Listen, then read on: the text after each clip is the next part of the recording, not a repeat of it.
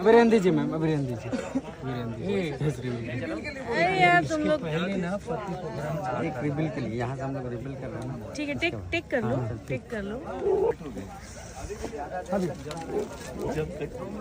Actor life is not easy. सीधा हाँ okay या बस। सबसे इजी एक्टर है। नहीं, एक्टर लाइफ इज नॉट। 22 घंटा क्या मुर्दा क्या फेसिंग करेगा मैं? थोड़ा सा मतलब हट गया है थोड़ा सा। मतलब मैं यूं नहीं ये नहीं मतलब ऐसे मुझे अभी कोई एक्टिंग करने नहीं मानेगा।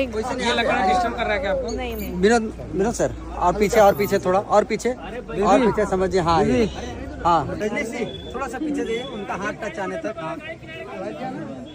हाँ थोड़ा सा वो संतावना देंगे, देने के बाद चलिए आगे करते हैं।